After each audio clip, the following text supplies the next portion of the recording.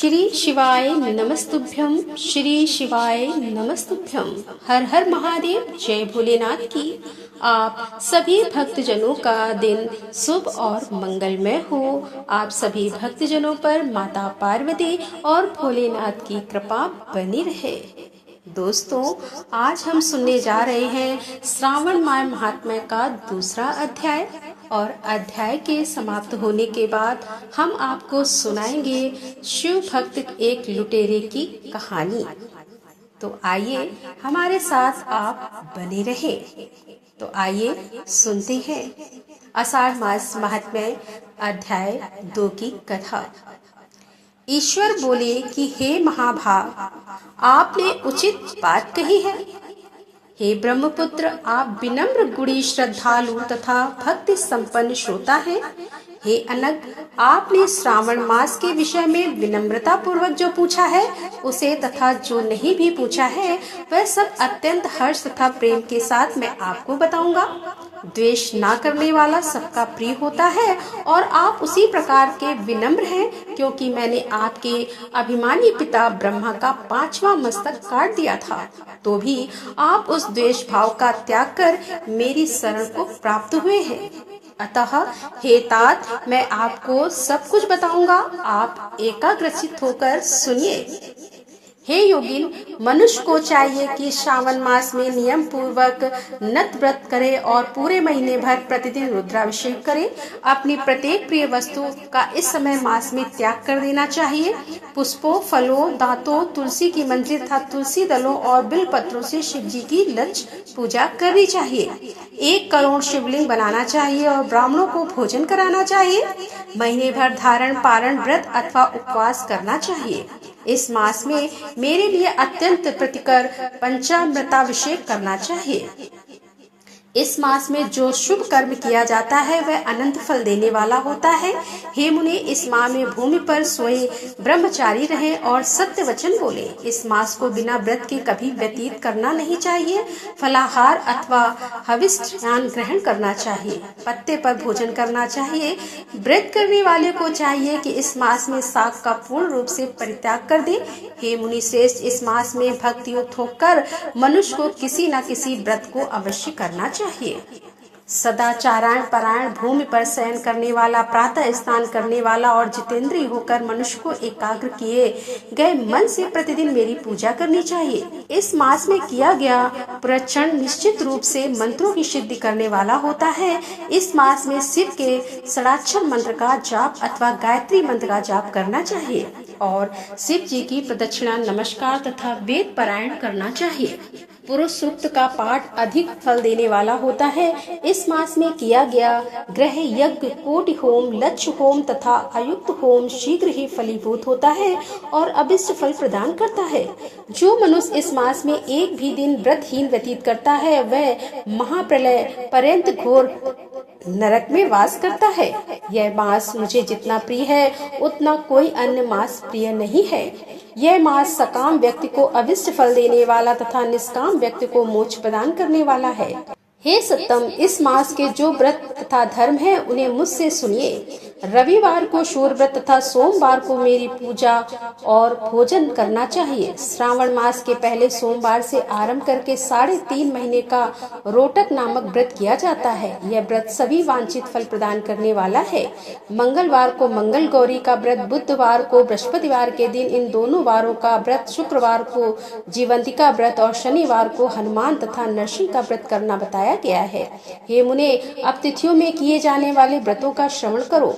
श्रावण शुक्ल पक्ष की द्वितीय तिथि को औदुंबर नामक व्रत होता है और श्रावण के शुक्ल पक्ष की तृतीय तिथि को गौरी व्रत होता है। इसी प्रकार शुक्ल की चतुर्थी तिथि को दुर्वा गणपति नामक व्रत किया जाता है। हे मुने, उसी चतुर्थी का नाम विनायकी चतुर्थी भी है। शुक्ल पक्ष में पंचमी तिथि नागों के पूजन के लिए प्रशस्त होती है। हे मुनि श्रेष्ठ, इस पंचमी को रौरो कल्पादि नाम से जानिए। षष्ठी तिथि को सुपोदन व्रत और सप्तमी तिथि को शीतला व्रत व्रत होता है। अष्टमी अथवा चतुर्दशी तिथि को देवी का पवित्रारोपण व्रत होता है। इस माह के शुक्ल तथा कृष्ण पक्ष की दोनों नौमी तिथियों को नक व्रत करना बताया गया है। शुक्ल पक्ष की दशमी तिथि को आशा नामक व्रत होता है। इस मास में दोनों पक्षों में दोनों एकादशी तिथियों इस व्रत की कुछ और विशेषता मानी गई है। श्रावण मास के शुक्ल पक्ष की द्वादशी तिथि को श्री विष्णु का पवित्रारोपण व्रत बताया गया है। इस द्वादशी तिथि में भगवान श्रीधर की पूजा करके मनुष्य परम गति को प्राप्त करता है। उत्सर्जन, उपाकर्म, शभादीप, सभा में उपाकर्म, इसके बाद रक्षाबंधन, पुनः श्रावण, सर्वपली और है ग्रीव का अवतार, ये 7 कर्म पूर्णमासी तिथि को करने हेतु बताए गए हैं।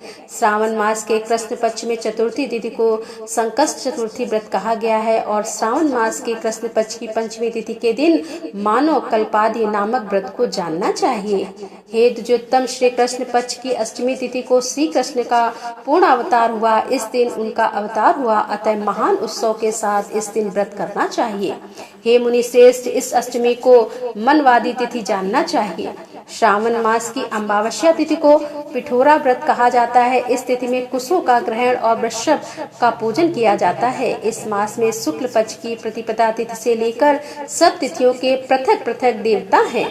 प्रतिपदा तिथि के देवता अग्नि, द्वितीय तिथि के देवता ब्रह्मा और तृतीय तिथि की गौरी और चतुर्थी के देवता गणपति, पंचमी के देवता नाग हैं और षष्ठी तिथि के देवता कार्तिकेय हैं। सप्तमी के देवता सूर्य और अष्टमी के देवता शिव हैं। नवमी की देवी दुर्गा, दसवीं के देवता यम और एकादशी तिथि के देवता विष्णुदेव कहे गए हैं। द्वादशी के विष्णु तथा त्रयोदशी देवता कामदेव हैं। चतुर्दशी के देवता शिव, पूर्णिमा के देवता चंद्रमा और अमावस्या के देवता पितर हैं। वे सब तिथियों के देवता कहे गए हैं। जिस देवता की जो तिथि हो उस देवता की उस तिथि में पूजा करनी चाहिए। प्रायः इसी मास में अगस्त का उदय होता है। हे मुने, मैं उस काल को बता रहा हूँ, आप एकाग्रचित होकर सुनिए। सूर्य के सिंह राशि में प्रवेश करने के दिन से जब 12 अंश 40 घड़ी व्यतीत हो जाती है तब अगस्त का उदय होता है। उसके 7 दिन पूर्व से अगस्त को अर्घ्य प्रदान किया जाना चाहिए। 12 मासों में सूर्य पृथक पृथक नामों से जाने जाते हैं। उनमें से श्रावण मास में सूर्य गभस्ती नाम वाला होकर तपता है। इस मास में मनुष्यों को भक्ति संपन्न होकर सूर्य की पूजा करनी चाहिए। हे सत्तम, 4 मासों में जो वस्तुएं वर्जित हैं उन्हें सुनिए। श्रावण मास में साग तथा मत में दही का त्याग कर देना चाहिए। इस प्रकार आश्विन में दूध तथा कार्तिक में दाल का परित्याग कर देना चाहिए। यदि इन मासों में इन वस्तुओं का त्याग नहीं कर सके तो केवल श्रावण मास में ही उक्त वस्तुओं का त्याग करने से मानव उसी फल को प्राप्त कर लेता है। हे मानद, ये बात मैंने आपसे संक्षेप में कही है। हे मुनि श्रेष्ठ, इस मास के व्रतों और धर्मों के विस्तार को सैकड़ों वर्षों में भी कोई नहीं कह सकता। मेरी अथवा विष्णु की प्रसन्नता के लिए संपूर्ण रूप से व्रत करना चाहिए। परमार्थ की दृष्टि से हम दोनों में भेद नहीं है। जो लोग भेद करते हैं वे नरकगामी होते हैं। अतः हे सनत कुमार, आप श्रावण मास में धर्म का आचरण कीजिए। तो इस प्रकार ईश्वर सनत कुमार संवाद के अंतर्गत श्रावण व्रतोष कथन नामक दूसरा अध्याय पूर्ण होता है। तो चलिए आगे सुनते हैं शिव की कथा। एक गांव में हरिया नाम का एक बहलिया रहता था। वह गांव में जाल बिछाकर चिड़िया, कबूतर, तोता और अन्य पक्षियों को पकड़ता था। फिर उन्हें पिंजरे में बंद करके रख लेता और गांव के बाजार में बेचता था। हरिया के घर में उसकी पत्नी शोभा भगवान शिव की भक्त थी। वह दिन रात भगवान शिव की पूजा करती थी। शोभा अपने पति के काम से खुश नहीं थी। एक दिन उसने हरिया से कहा, सुनो जी, तुम इन पक्षियों को पकड़कर बेचते हो, इससे उन्हें कितनी तकलीफ होती होगी। उसकी बात सुनकर हरिया हंसने लगा और उसने कहा, तुझे कैसे पता इन्हें तकलीफ होती है? इन्हें बाजार में बेचने से मुझे अच्छे पैसे मिलते हैं। यह सुनकर शोभा रोने लगी। उसने कहा, आपको शायद यह नहीं पता कि इन भोले बेजुबान बच्चियों की हाय हमें लग रही है। इसी कारण हमारे कोई संतान नहीं है। मैं दिन रात भगवान शिव की पूजा करती हूँ, लेकिन फिर भी हम संतान के सुख से वंचित हैं। तब हरिया ने कहा, मैं यह सब नहीं मानता हूँ, तू भी इस सब के बारे में सोचना सोचना छोड़ दे। यह कहकर हरिया पक्षी पकड़ने चल देता है। शाम को हरिया पिंजरे में पक्षियों को लेकर आता है और झोपड़ी में रख देता है। अगले दिन फिर से हरिया पक्षियों को पकड़ने चला जाता है। तभी कोई घर का दरवाजा खटखटाता है। शोभा दरवाजा खोलकर देखती है तो उसके सामने एक ब्राह्मण अपनी पत्नी के साथ खड़े थे। शोभा उनसे कहती है कि महाराज, आप लोग कौन हैं? तब ब्राह्मण कहता है कि बेटी, हम बहुत दूर से कुछ दिन इस गांव के शिव मंदिर में अमर कथा वाचने आए हैं, इसीलिए घर घर जाकर उसका निमंत्रण दे रहे हैं। तुम भी कल से अपने परिवार के साथ कथा सुनने आना। यह सुनकर शोभा बहुत खुश हुई। उसने कहा कि हे ब्राह्मण देवता, मेरे तो भाग्य खुल गए। ऐसा अवसर तो किस्मत वालों को मिलता है, परंतु आप दोनों की रहने की व्यवस्था कहाँ है? तब ब्राह्मण ने कहा, बेटी, मंदिर के पंडित जी ने हमारा रहने का इंतजाम मंदिर में ही कर दिया है और इस गांव में जो भी हमें सम्मान और प्यार से भोजन कराएगा, हम भोजन कर लेंगे। यह सुनकर शोभा की आंखों से आंसू बहने लगे। उसने रोते हुए कहा, महाराज, मैं बहुत गरीब हूँ, लेकिन मेरी इच्छा है कि जब तक आप इस गांव में रहें, आप मेरे घर में भोजन करें, परंतु मेरे घर में रूखा सूखा है जो आपको पसंद नहीं आएगा।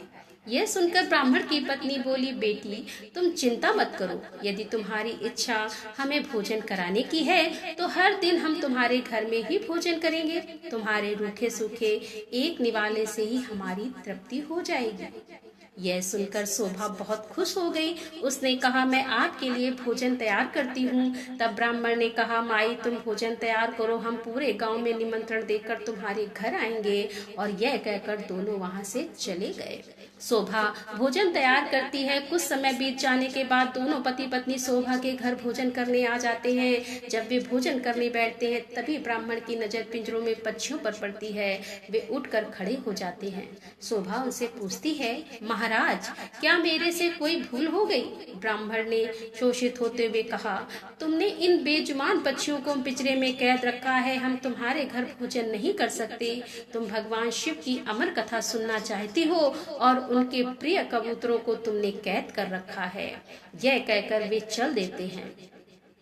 शोभा उनके पैर पकड़ लेती है और कहती है कि हे ब्राह्मण देवता, मेरे घर से रुष्ट होकर न जाइए। मैं तो वैसे भी संतान सुख से वंचित हूँ। अगर आप भी बिना भोजन किए चले गए तो हमारा सर्वनाश निश्चित है। ये पक्षी मेरे पति ने पकड़े हैं, मैं अभी इन्हें आजाद कर देती हूँ। यह कहकर वह बाहर जाकर सारे पक्षियों को आजाद कर देती है। यह देखकर ब्राह्मण पत्नी सहित भोजन करते हैं और शोभा और सौभाग्यवती और पुत्रवती होने का आशीर्वाद देकर चले जाते हैं। शाम को जब हरिया आता है और पिंजरा खाली देखकर शोभा से पूछता है, तब शोभा उसे सारी घटना बता देती है। हरिया गुस्से में कहता है, मैं इतनी मेहनत से पक्षी पकड़कर लाया था और तूने सब उड़ा दिए। आज के बाद किसी को भोजन पर मत बुलाना। तब शोभा कहती है, मैंने तो उन दोनों को 7 दिन का न्योता दे दिया है, अब मैं पीछे नहीं हट सकती। उन्होंने मुझे सौभाग्यवती और पुत्रवती होने का आशीर्वाद दिया है। अमर कथा वाचने वाले सच्चे ब्राह्मण का आशीर्वाद कभी बेकार नहीं जाता। अगर उन्हें भोजन नहीं कराया और उन्होंने गुस्से में श्राप दे दिया तो हमारा सर्वनाश हो जाएगा। आप केवल 7 दिन तक पक्षियों को मत पकड़ना, बाद में जो चाहे करना। हरिया को हार कर उसकी बात माननी पड़ी। मन से 7 दिन घर पर ही रहने लगा। हर दिन ब्राह्मण और उनकी पत्नी भोजन करने आते। उनके आने से पहले हरिया घर से चला जाता। उसे यह सब पसंद नहीं था। शाम के समय शोभा कथा सुनने जाती। वह हरिया से भी चलने को कहती, लेकिन हरिया मना कर देता था।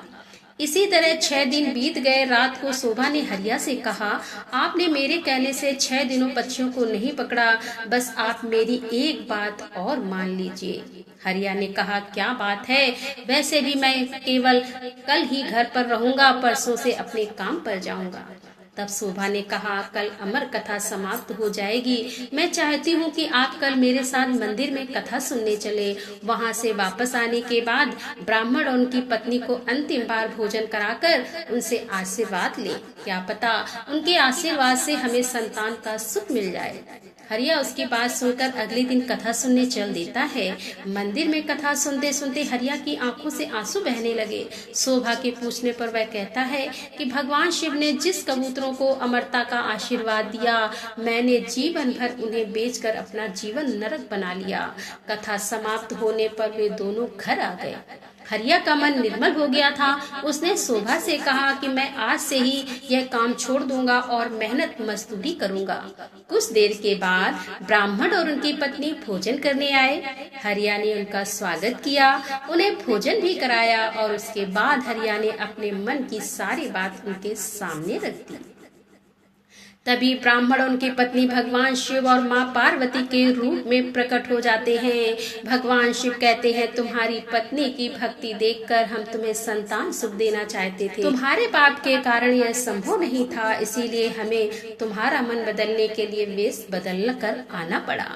यह सुनकर दोनों पति पत्नी रोने लगते हैं और उनके चरणों में गिर जाते हैं। भगवान शिव और माँ पार्वती उन्हें पुत्रवती होने का आशीर्वाद देकर अंतर ध्यान हो जाते हैं। भगवान के आशीर्वाद से उनके घर एक सुंदर कन्या का जन्म होता है। कन्या के आने के बाद उनके दिन बदल जाते हैं और वे काफी धनवान हो जाते हैं। तो हे भोलेनाथ, हे शंकर, तो हे माता पार्वती भोलेनाथ, जैसे आपने कृपा उन पर की वैसे अपने सभी भक्तों पर करना। बोलो हर हर महादेव, जय भोलेनाथ की।